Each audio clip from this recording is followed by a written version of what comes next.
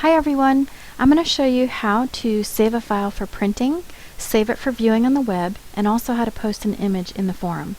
This is a full-size file that hasn't yet been cropped, so I'm going to use my crop tool and I'm going to change it to a 4:6, which you would do right up here. Once you click on crop, I'm going to do 4 inches by 6 inches at 300 pixels per inch or 300 dpi.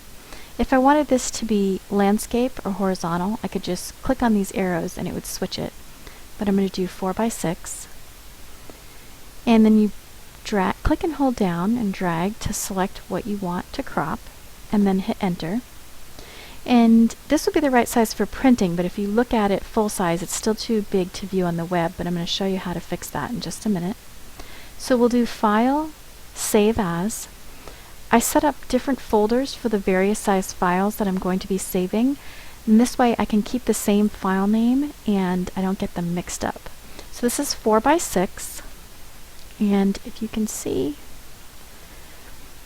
I'm going to save it as seasonsflake.jpg and the format is JPEG. I click on Save as a copy, click on Save, and it will bring me up my saving options. I always save it at 10 maximum, and the reason I do 10 instead of 12 is because the photo printer I use can't print any higher than 10, so there's no difference in quality between 10 and 12. It only increases the file size, so I just keep it at 10 maximum and then click OK. And that has saved a file for printing. And now in order to save a file for the web, you click on File, Save for Web and Devices, and this will bring up this dialog box.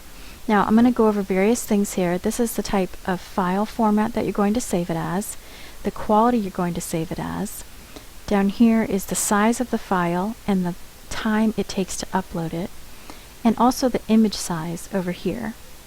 So if we take a closer look over here, the type of file we're going to save, you can save a GIF or a JPEG or a PNG.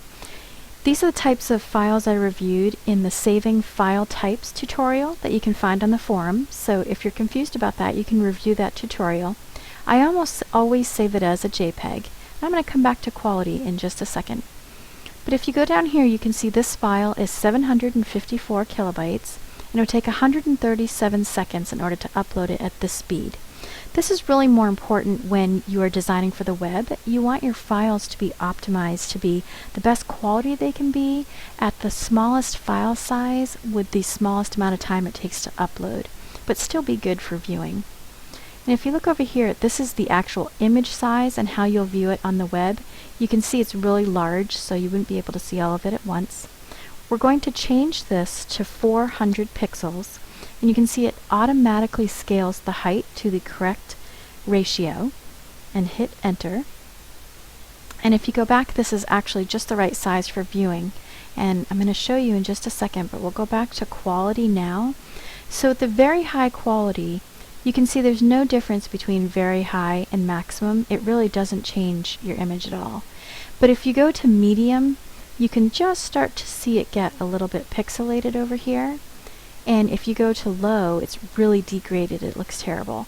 So I always select very high. And if you go back over here, you can see it's significantly reduced the size of your file as well as the amount of time it takes to upload it. And if you look at it, this is about the size that it's going to look on the web, so it looks just right. You click on Save. And again, this is a directory I set up called Web. I do like to add web at the end of any file that I've saved for the web, just to avoid confusion when I'm selecting my files to either put on the web or print. And then click Save. Now we can close out this document. We don't need to save it because we've already saved 2 copies, one for printing and one for the web, and we're ready to post it to the forum. So you need to have a photo sharing website such as Flickr or Shutterfly, and I like to use postimage.org.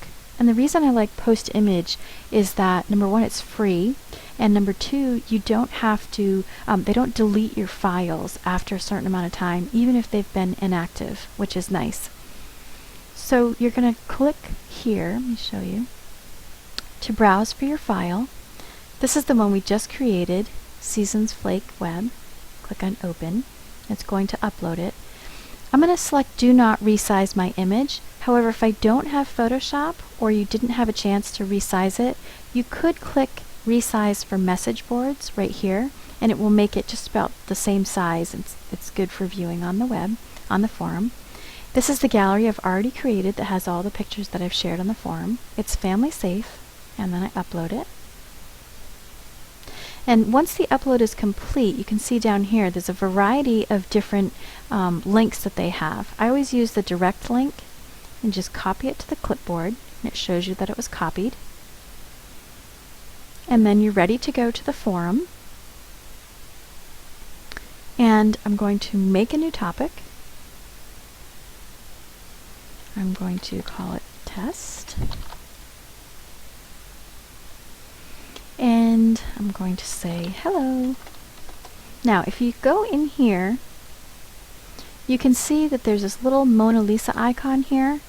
If you click on that, it will bring up these image codes, and you want to keep your cursor right there and do Control V or Command V if you're on the Mac, and it will copy in that code that we just uploaded to Post Image and copy to the clipboard. And then you're ready to post. If you go back out, you can see your image is just the right size for viewing on the forum. The reason I like to do it this way rather than attaching it as an attachment is for two reasons. The first is people who aren't members can't see it if it's not included in this way. If it's included as an attachment, they can't see it. Also, if you're not logged in, you can't see the image if it's attached as an attachment.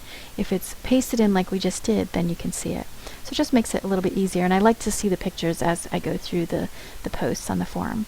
So I hope that helps. Again, if you have any questions, just post them in the forum, and I hope to see you on the forum.